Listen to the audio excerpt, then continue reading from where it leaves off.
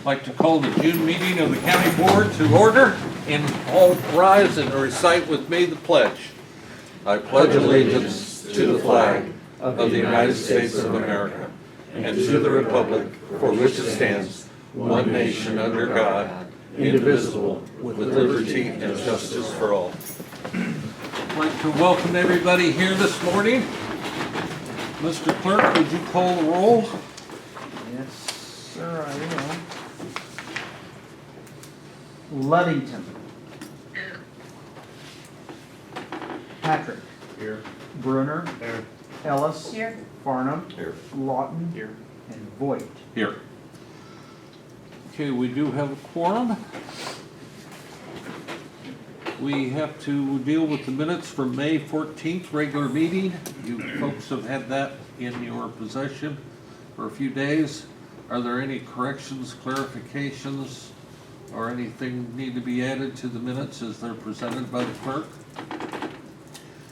Hearing none, entertain a motion to approve. Andy moves, Russ seconds. All those in favor signify by saying aye. Aye. Opposed, nay. Minutes are approved as presented. Claims against the county, likewise you've had those for a couple of days. Are there any questions or clarifications of the bills presented against the county? Hearing none, motion to approve. Dan moves. Andy seconds. Any further discussion? Hearing none, all those in favor signify by saying aye. Aye. Opposed, nay. Bills are approved. Next, we have county board member claims. You've had those likewise. Are there any questions or clarifications on those, please? Hearing none, motion to approve. Russ moves, Andy seconds. Are you ready to vote? Any other questions? All those in favor signify by saying aye. Aye. Opposed, nay. They are approved. Now we come to the portion of the meeting where we have public comment. We ask that you identify yourself and limit your comments to 5 minutes. Are there anybody in the audience need to make? Yes, sir.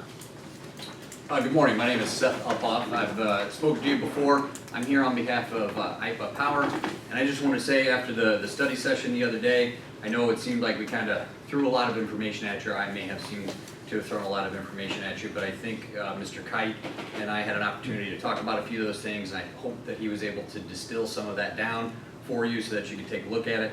Ultimately, what I wanted to express to you is that this company and myself have been working hard to try to work with you and want to continue to work with you. That's really our ultimate goal here, is to become a community partner with Edgar County and the communities around here.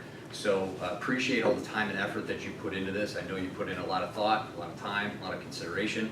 So we greatly appreciate that, and we look forward to working with you going forward. So just want to say that. Appreciate that. We do have an agenda item where we will deal with some of the recommendations that Mr. Kite proposed, and we'll have a discussion about that and hopefully have action on the amendments to the ordinance.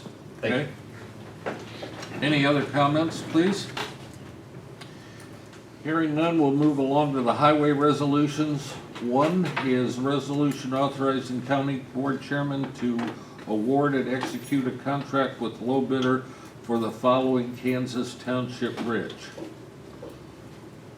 Any questions about that? All of these items, 1 through 3, were discussed on Monday mornings, but if there's any clarification needed, maybe Josh can give it.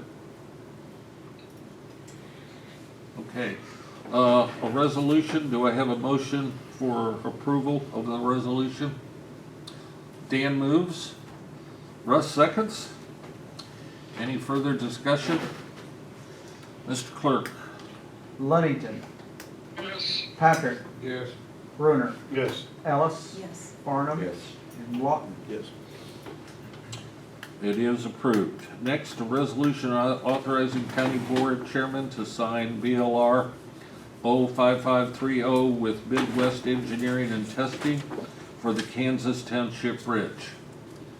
Motion to approve resolution, Carl moves. Russ seconds. Any further discussion? Mr. Clerk? Lunnington, Yes. Patrick, Yes. Brunner, Yes. Ellis, Yes. Farnum. Yes. And Lawton. Yes. Resolution is approved. Lastly, for highway, resolution authorizing county board chairman to sign a BLR 05530 with Hampton, Lesnini and Renwick, Inc. for the Elbridge Township Road, 125th Road. Yes, Carl moves. Russ seconds. Any further discussion? Mr. Clerk? Lunnington, Yes. Patrick, Yes. Brunner, Yes. Ellis, Yes. Farnum, Yes. and Lawton. Yes. Okay, that is approved. Now we move into consideration, discussion, and vote on proposed amendments to ordinance governing commercial solar energy facilities. Lisa? Floor is yours if you would like it. All right, thank you very much. We received some recommendations and additional information from Andrew Kite from Royal Heister, who is our attorney that's been working with us on the draft in preparation for an ordinance.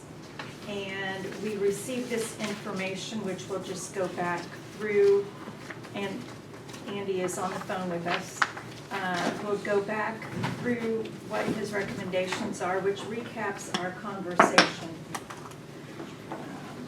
the other day, as well as Seth's request for consideration.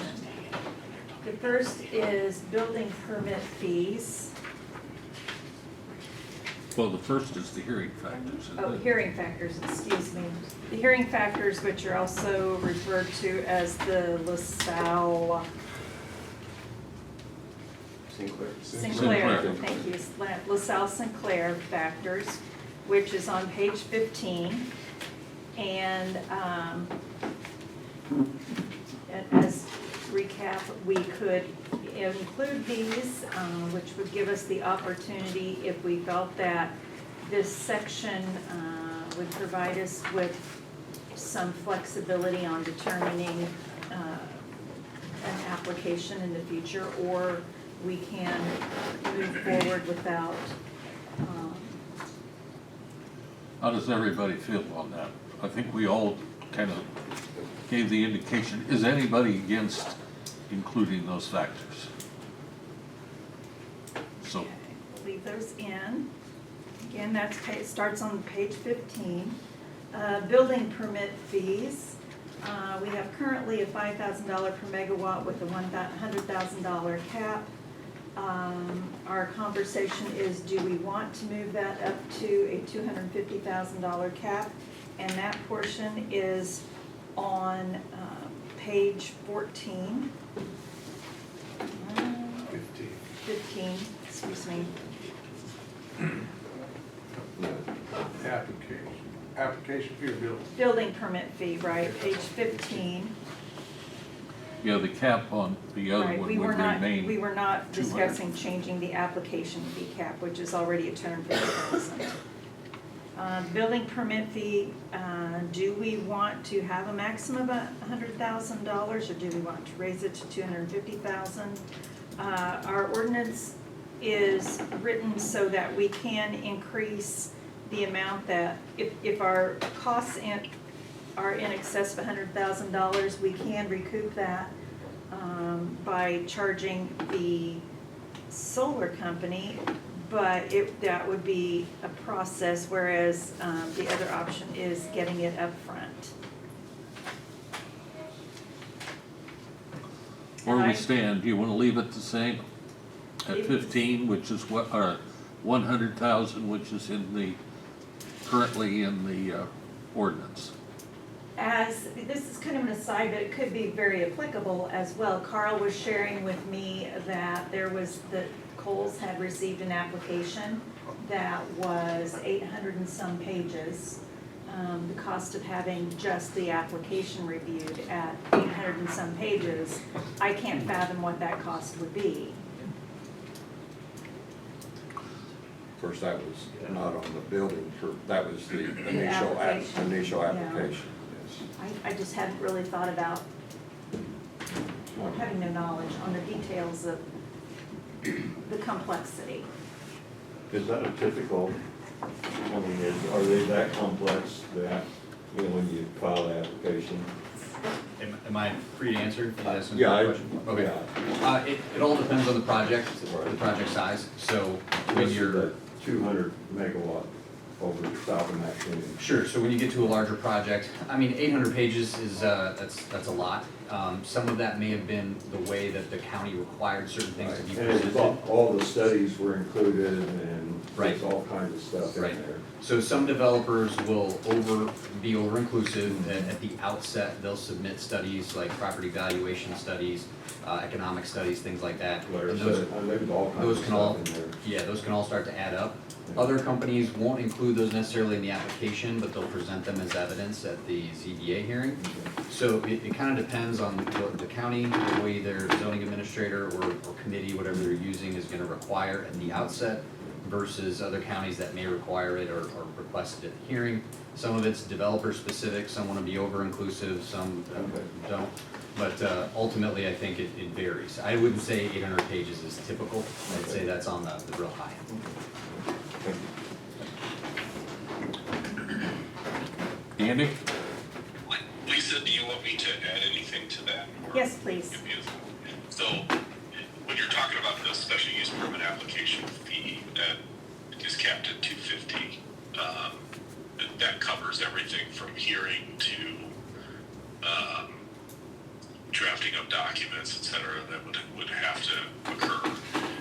When you talk about reviewing the application, it would be very unusual for the review of the special use permit application to exceed, I would say probably 10,000 would be a very high amount. That usually would be a wind or utility scale solar project that you would see. Most projects that you probably would get, it would take us about $1,500 to just review the application and then send comments back to the developer if they're already on the building permit side. That's when they come in and they're going to provide a lot of engineering documents. Usually you're going to have an engineer review it, and usually we review whatever they're providing too.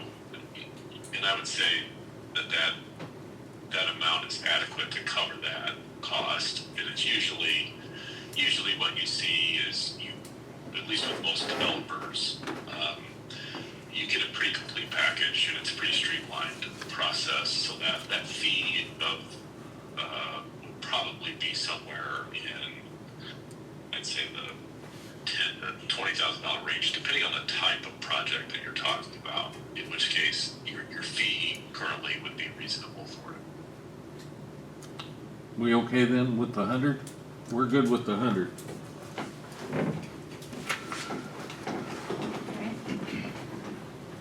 Okay. Page 4, subparagraph C. Recommend we leave everything the way it is. Um, 60-day period for the meeting, or notice in 1.5 miles. I am definitely in favor of 1.5 miles. Anybody got a problem with that? Okay. Okay, page 4, paragraph 2, legal description. Our consideration is including the legal descriptions with the building permit. Andy's recommendation was moving the project legal descriptions to the building permit phase, but the parcel legal description stays with the application. Yeah, I can explain that a little bit, Lisa, if you want me to. Yes. So right now, your special use permit requirement is that they would have to provide 2 legal descriptions, one for the parcels involved with the project and one for the actual project area involved with the project. And they would have to provide that at the very outset when they apply for their special use permit. That's the way it's written right now. The reality is, the reason that the two legal descriptions would be provided is for the assessor to create pins in order for the properties to be assessed. Because once the project is up and running, and then they start assessing taxes on it, you need to have two legal descriptions so that there can be two pins.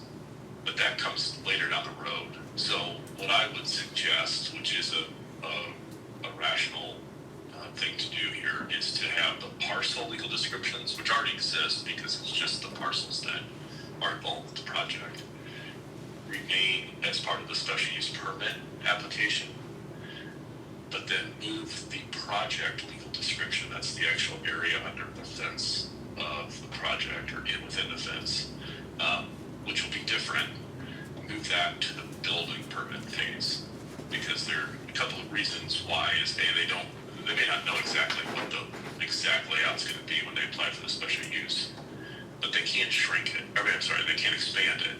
So there's no concern that they're going to expand their footprint. Now they might, however, shrink it. Sometimes that happens. And so it kind of lends to the benefit of the county and the developer if you just hold that legal description for the actual project area, the area under fence that's actually going to be built for the building permit phase. And that way we're not just wasting paper of them providing two, because and also keep in mind, Ameren may tell them, hey, the project you've got permission for from the county is too big, so you need to shrink it because we're not going to be able to take all the capacity you're asking for. So it's not uncommon for projects to shrink in size at Ameren's request, for example. So that could happen as well. So I would suggest moving the project legal description to the building permit phase and keeping the parcel legal descriptions at the special use phase. And it's a very easy fix within the ordinance language. Okay, everybody okay with that then? Okay, All right, next is site plan requirements on page 4 and 5. The concern was doing a drain tile survey for all property within 1,500 feet. And that they have to do a formal drain tile survey.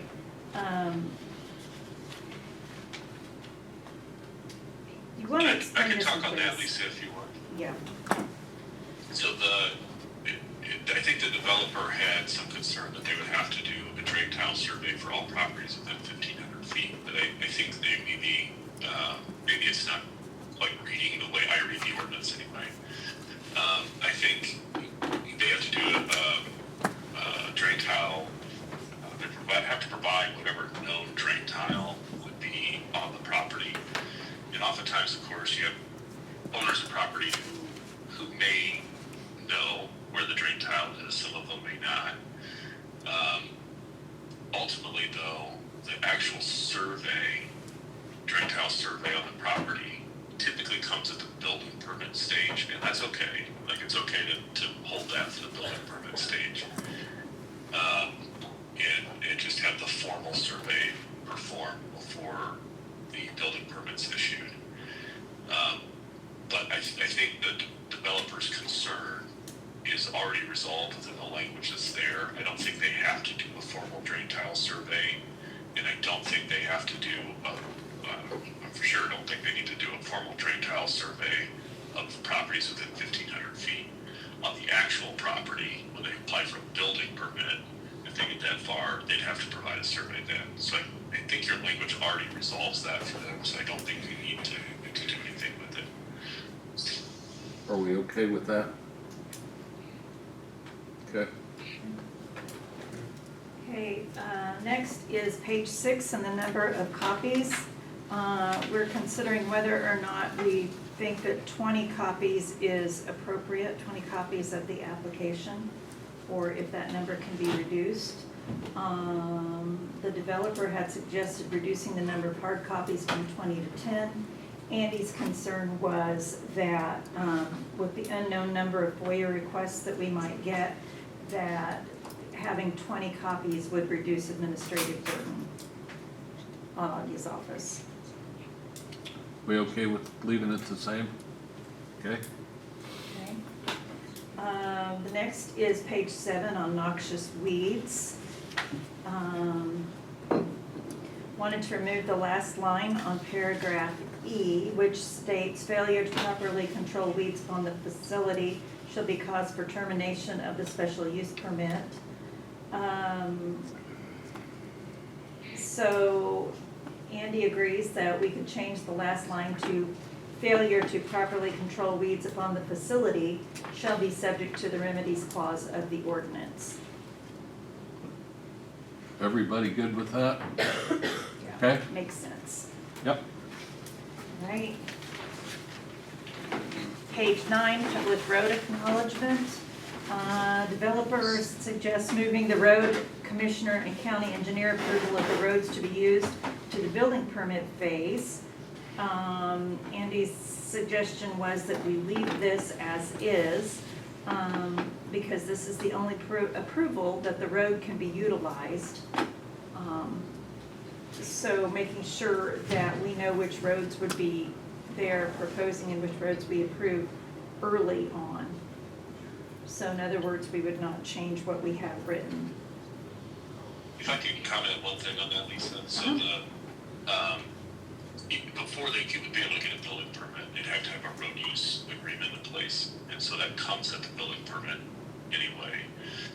We still want the road commissioner or county engineer, whoever's roads it are, to approve them. I've never had a road commissioner or county engineer say, we're not gonna approve a particular road. I have had situations where the road commissioner or county engineer, if there's multiple ways to access the property. For example, there might be, parallel roads that might border the property, and they may say, we can't let you go use this road for whatever reason. Maybe it's a seasonal road, for example, but you can't use this one. Keeping in mind that the road commissioner or county engineer, they cannot prohibit use of a road for a lawful purpose. So it really is just so that they are aware that the project is there and what roads might be utilized. So very large projects, oftentimes you'll have multiple access routes, and the county engineer or township road commissioner may say, hey, we really would prefer you use this road over another. So I would just leave it there. I've never had that issue come up where somebody says, hey, we're not gonna approve your only access to the parcel, we're not gonna approve you to use that, and they really can't do that. So I would just leave it as is. I don't think it's never been a problem in my experience. Right, thank you. Thoughts? Everybody okay with that? I talked to Aaron the other day about that, and he has no problem with that. I mean, it's not gonna be an issue. Okay. Noise level? Okay. Talking about noise level, the developer has suggested moving the noise compliance modeling requirement to be moved to the building permit stage. Andy's recommendation was leaving it at the beginning of the process so that the public has the opportunity to view the noise modeling issues. And that makes perfect sense to me.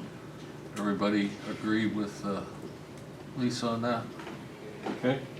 Okay, Defaults and remedies? page 14, defaults and remedies. Developer wanted the cure period to be 120 days instead of 30.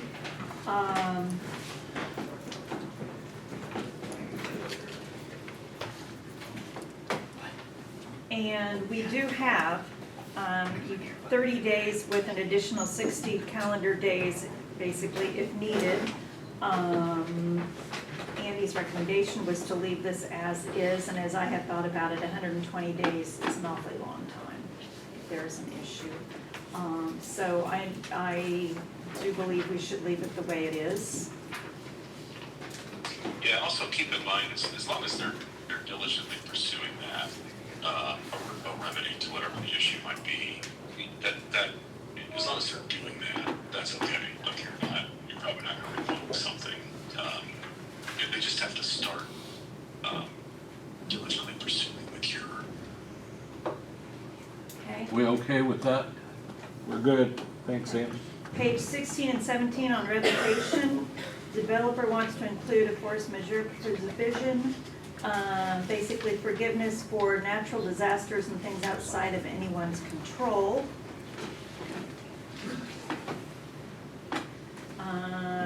The attorney states he doesn't recommend this. The county already has discretion on whether to pursue a revocation. So if there is such an event, the county can choose not to pursue, but it would be leave it with us rather than not having the opportunity. We good? Okay, we're good. And solicitation provision, this was just some additional information. The public, the person who was there speaking as public, had wanted to know if there was a way, a requirement that the county receive notice before they sign, before a developer signs a contract with a landowner. But Andy had stated that that was not an option, a constitutional option. And not enforceable. Yeah. Okay. Those are the issues at hand. We've all had the draft copy of the ordinance. Andy, would we be able to get, if this passes, would we be able to get a clean document with any, what we've just gone through here in the next 24 hours? Yeah, and I can send it to you. I made changes as we were talking. I figured that.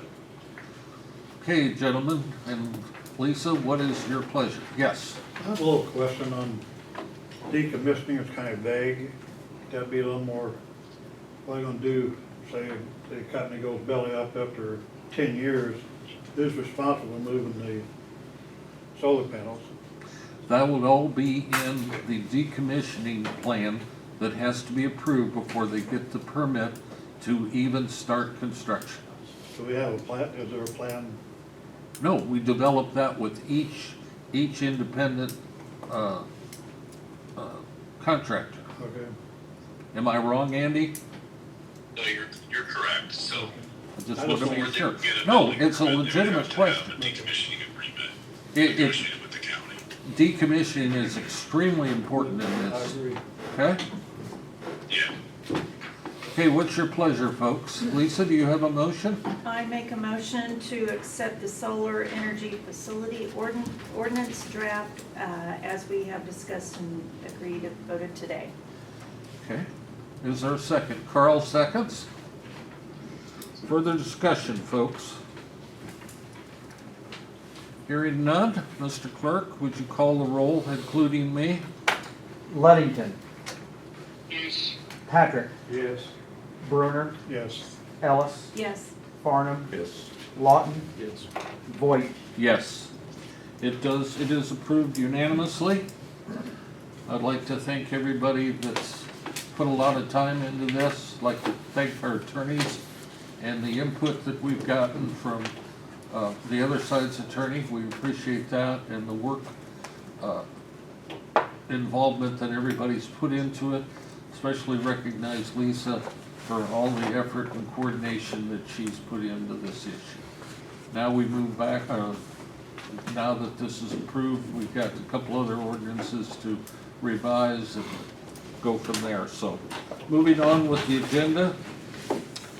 Resolution in support of Edgar County Agriculture, sponsored by the Edgar County Farm Bureau.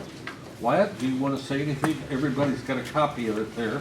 Yeah, I just want to say thank you for your continued support of agriculture in this county. You have the statistics with you in those resolutions of how much impact agriculture has on this county each and every year. Those are based off the USDA census, that was 2023, I believe. So with that, I just want to say thank you. I've got a little emblem here to stick on the plaque from 2 years ago for you guys. And after the meeting, we can take a picture and I'll be out of your guys' hair. Till next time. We appreciate the Farm Bureau, Wyatt. Thank you. You've given us a lot of input and we hang together well. Absolutely. Happy to help.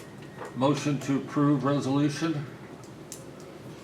Andy moves, Lisa seconds. Mr. Clerk, the roll. Luddington, Yes. Patrick, Yes. Bruner, Yes. Ellis, Yes. Farnum, Yes. Lawton. Yes. Thank you all. The resolution is approved. Next, appoint Stephen Schneider to the Edgar County Board of Review to fill a vacancy created by the retirement of Ray Young. Motion to approve. Dan moves. Carl seconds. Any further discussion? All those in favor signify by saying aye. Opposed, nay. Mr. Snyder is, Well, anybody's better, right? I knew you were gonna say that. what? Does it bear repeating, or do I need to leave it alone? Okay, next we have the Sheriff's Office semi-annual report. You have it here. If you, at some point, we need to accept that report into our records. That's the proper procedure. Carl moves. Andy seconds. All those in favor signify by saying aye. Aye. Opposed, nay. It is accepted. Next, we have the county clerk's semi-annual report. Mr. Clerk, since you're here. Yeah, overall, the revenue to the general fund over the last, well, this 6-month period and then the prior 6-month period have increased somewhere between $6,000 and $7,000, and that would be attributed to some more recording and an increase in the number of birth certificates and death certificates that we issue because everybody's been scrambling to get that real ID, and so they have to have a certified copy. So. Motion to accept. Dan moves. Russ seconds. All those in favor signify by saying aye. Aye. Opposed, nay. It is accepted. I want to thank the sheriff and the county clerk. Okay, let's see. Department head officer reports. Augie? No, I don't have anything right now. Okay. Do you have anything from highway? Since Monday. Angie?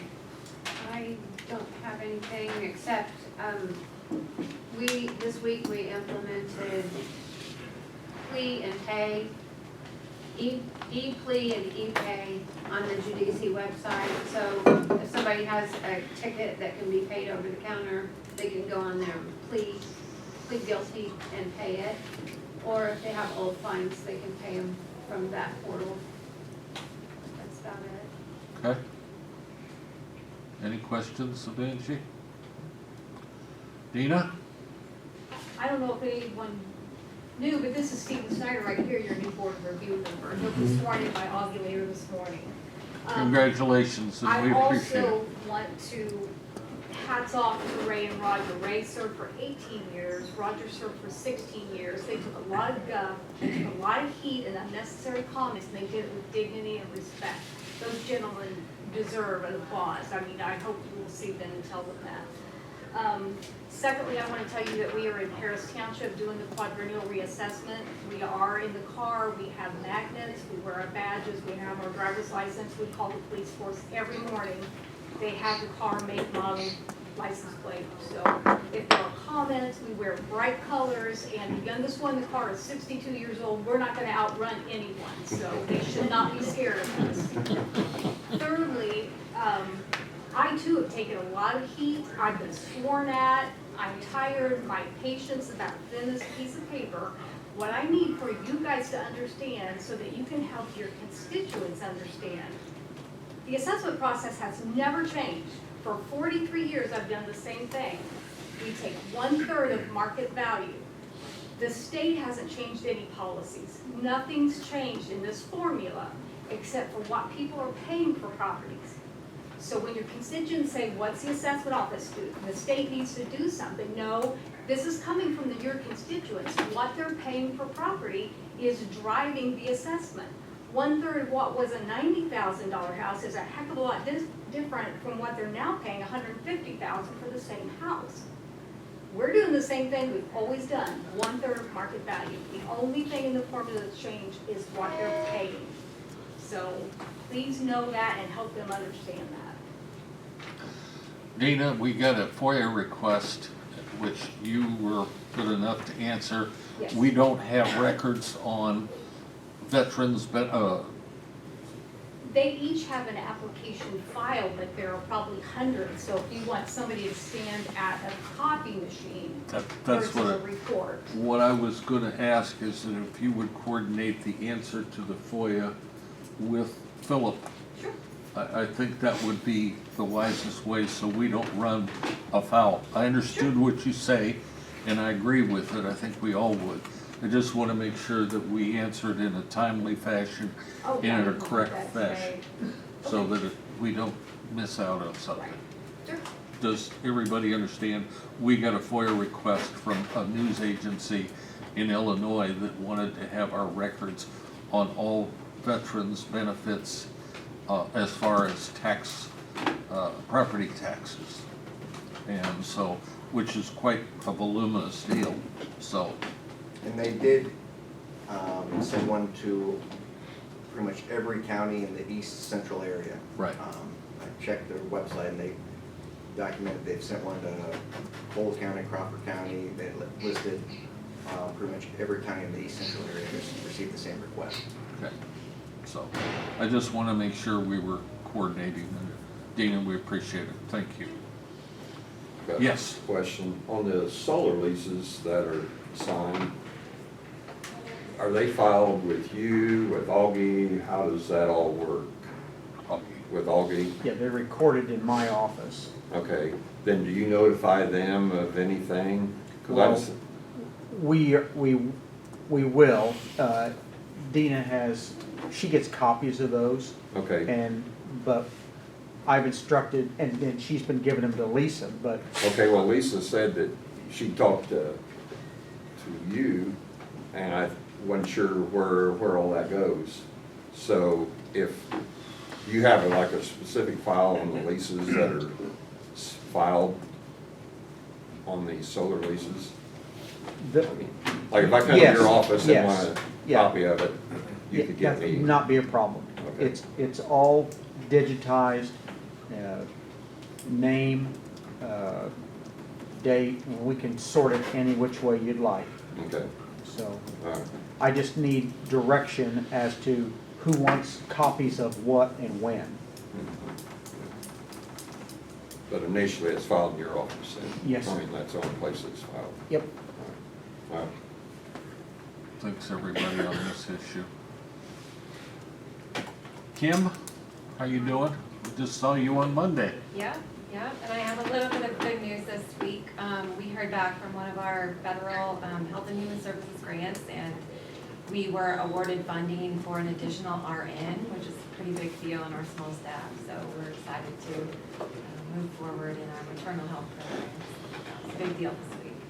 Congratulations. Any questions of Kim? Taylor, good morning. Hello. I don't even,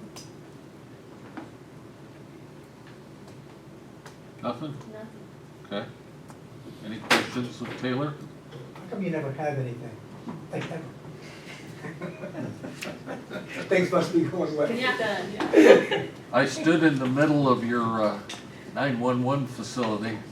Not much there yet. No. Cross phrases. All right. Wyatt, did you have anything else to add to what you've already talked to us about? Nothing in particular. I know we've got some more ordinances to cover in the coming months. Battery? Feel free to reach out with us. Any questions? You've got some of our suggestions going forward for best ordinance, so happy to help in any way. Thank you. We appreciate it. Thank you. Jacob? I got monthly stats for last month, and I've got some of the statistics on the license plate readers we talked about. Yes. So I have some of those printed out, and I'm prepared to talk about or answer questions regarding it if you guys have any. That'd be fine. Because we just didn't get time on Monday. I don't know if I have enough, but I do have some. Well, give it to We them. can share one here.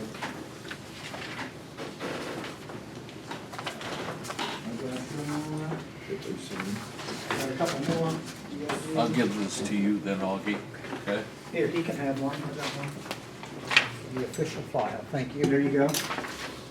I got two more, I need one, so in case you guys have questions, I need one.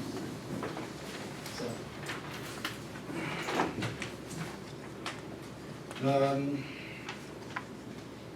Yeah, I mean, so the way this works is I go over the daily logs every single day. Dispatch has been emailing them to me. I take those and then I count every single time one of our deputies is either asked to go and handle a call, or every single time our dispatch is asked to handle something for somebody. And that is what you see on service calls there. The reports, that's how many reports we take in that day. Book in, book out, that speaks for itself, how many people are booked in and out of the jail every day. The courthouse count, that's how many people come into the courthouse every day. How many traffic stops we're making a day, how many vehicles we're towing, and how many crashes. And then the dispatch logs, that is how many pages of log entries that our dispatch is filling out in a single day. So as you can see, we've had 1,134 service calls, 67 police reports, 50 people came into our jail, 45 came out. 3,139 people visited our courthouse, 113 traffic stops, 23 vehicles towed, 25 crashes, 189 pages of dispatch logs. We drove 12,850 miles this month. We arrested 8 people, served 47 papers, began and worked on 14 separate investigations, and have an average jail population of 24 for the month. Wow, that really went up. I think last month you said there was 15 average. We're heading back that direction. Oh, it's going back down. Wow. Okay. Yes, ma'am. Can you explain a little bit more about what a service call is? Yes. So a service call is every single time somebody calls our dispatch and asks us for help of some sort. Now, whether they send that to another agency or not, and it's a lot to count and read. So, but the way that I do it is the way the call comes in and the way those log entries start. If someone is calling and asking us for help or asking dispatch to do something for them, I call that a service call. So that's pretty much what that is. Either our deputies or our dispatch is handling a problem for a citizen in Edgar County. Other questions? Of course, that includes Kansas and Kansas and Christmas. Yes, sir. Yes, sir. I think they do about one a day, something like that. I'm just kidding. It's something. We need to have a safety meeting that revolves around some of the stuff that you've talked to us about. Why don't we see if we can't set up next Tuesday at 9 or 10 or 11, if that works for everybody? Can you let me check my schedule? Oh, yeah, Okay. I'm just, if you have to, you can move it to Wednesday, Yes, sir. Okay. okay, in the morning, mid-morning. I'll let you know within the hour after this is done. And then please let Augie know so that we can get it posted, Okay. okay? Also, like the license plate stuff here, this shows from May 10th to June 7th, we had 149,698 vehicle reads. Now that's, what that is doing is letting us know that's how many vehicles passed our cameras for that month. Underneath that, you'll see the individual cameras, which we have 5 stationary cameras.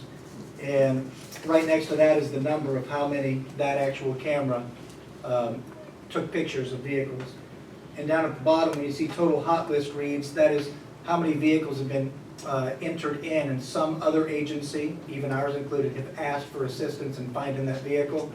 So 775 of those vehicles have passed through here. So The license plate reader between the 10th, of May 10th and June 7th, is that 149 all the readers in the county or just our 5? that is just our 5. Okay, I just wanted to know. So my gosh, you put them all together. Yeah, I mean, I imagine Paris probably gets a lot more reads than we do, you know, but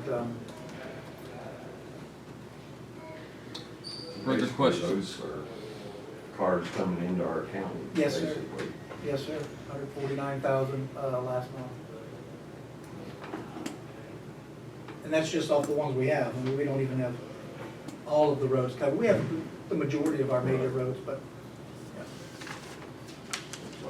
Route 1 is Yeah. by far double of everything else. well, yes, sir. Ryan, did you have anything to add at this point? Okay. Philip? For the purposes of transparency and to avoid the county board being blindsided by any news articles that we printed regarding this, on Monday, District 95 School Board, at the meeting, Monday evening, they had a discussion regarding an issue regarding collection shortfalls. The basis of the issue is that they believe they've not received all the monies that they are due according to their levies. They had a general counsel come down from Chicago and made a presentation to the board. I met with the general counsel on Tuesday, and at that point, they provided their numbers to me that they believe the collection shortfall amount. And as far as I can tell, based on our numbers, there's some discrepancy regarding what I can see the county treasurer has distributed to District 95 and what District 95 is reporting they've collected. Since everything was only provided to me on Tuesday, we haven't had a chance to do a full investigation into why there's a discrepancy in the numbers and where they're getting their numbers from. We've had dialogue with District 95 and the superintendent, and we're working with them to resolve the issue. But I just did want to update everybody that this is going to be something that's going to be printed in the Prairie Press, and it was discussed at the District 95 meeting in open session. So there will be, I imagine, public comment regarding this. As far as the discrepancy, our numbers show that we are much closer to would be a 1% loss in collection for the District 95, whereas they're showing as much as a 7% loss in collection for 2022, and then the same would be that we show less than 1% for 2023, and that they're showing 5.3% loss in collection. So we're going over the numbers. I'm working with Augie, working with Don, and also working with District 95 to figure out where the discrepancy is and what the So let's solution take is. into account people delinquent on their taxes.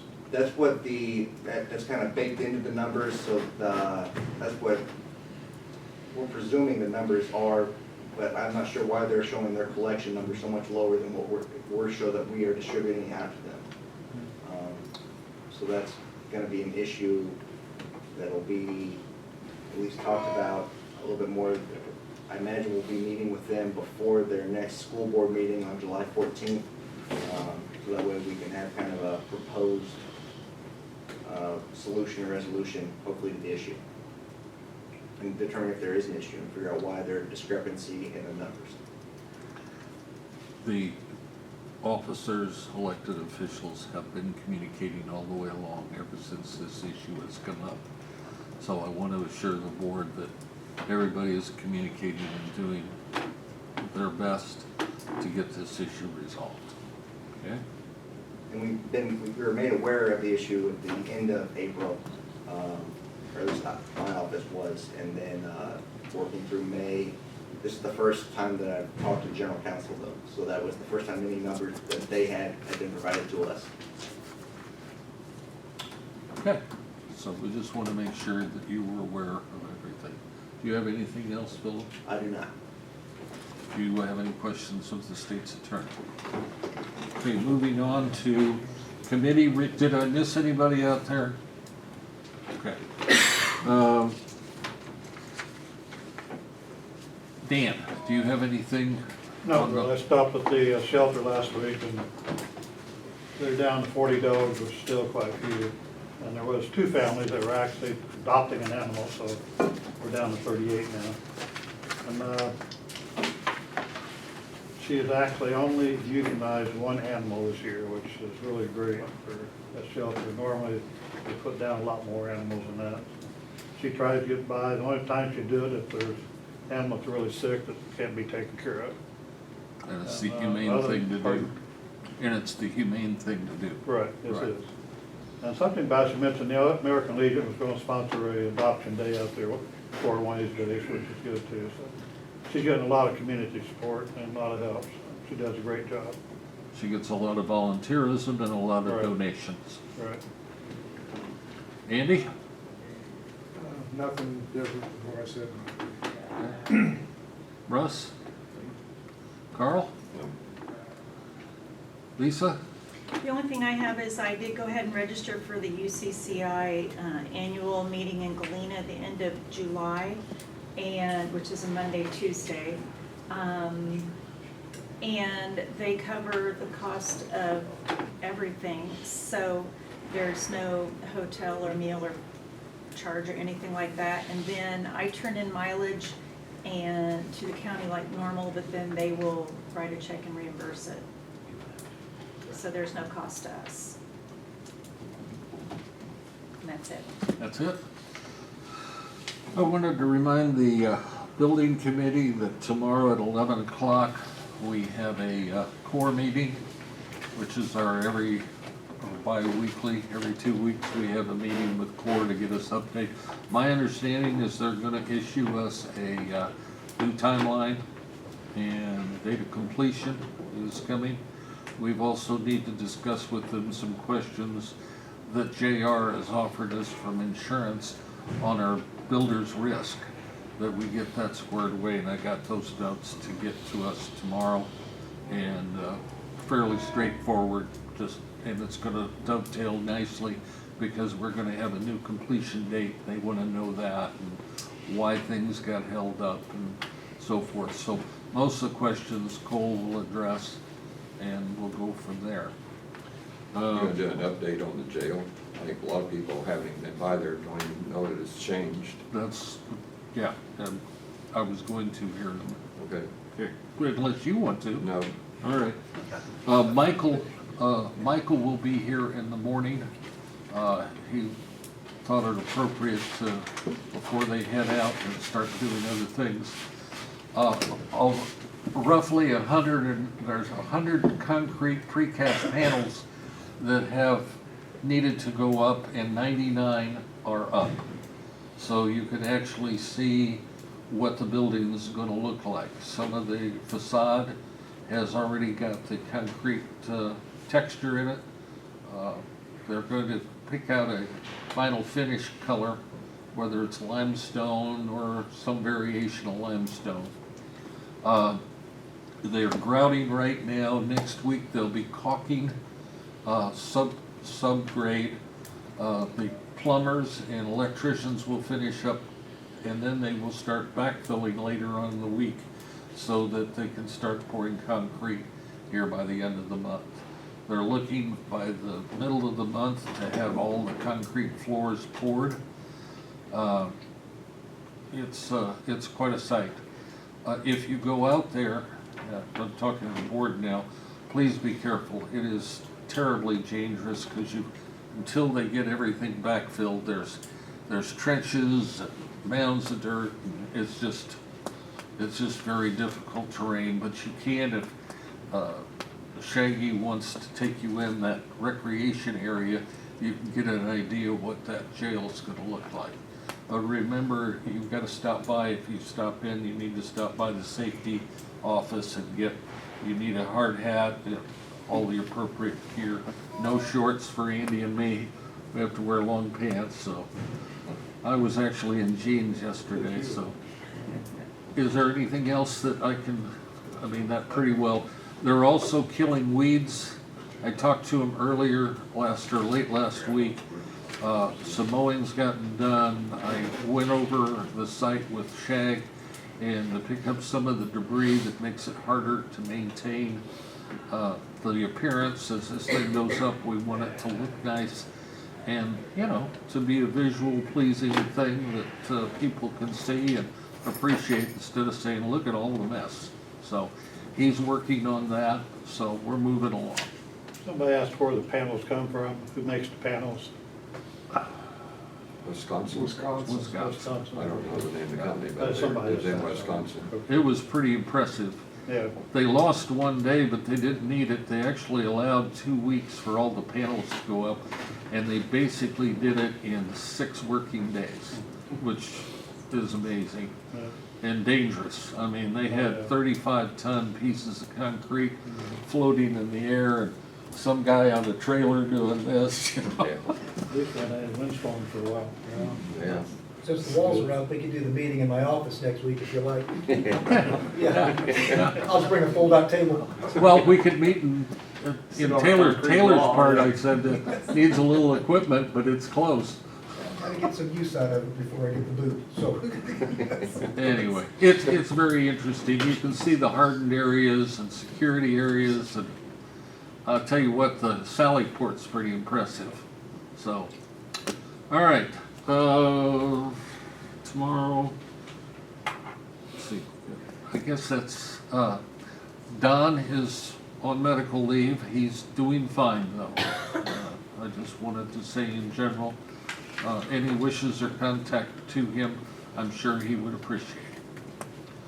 I guess that's it. Do we have anything else to come before the meeting? We don't need a closed session, do we, for any reason? So we'll just look to you, Jacob, to kind of coordinate that meeting. That won't involve ESDA, it'll just be us. Yes, sir. Okay? So, a motion to adjourn? Russ got his hand up first, and then we're gonna, Dan seconded. So, all those in favor signify by saying aye. Opposed, nay? We are adjourned.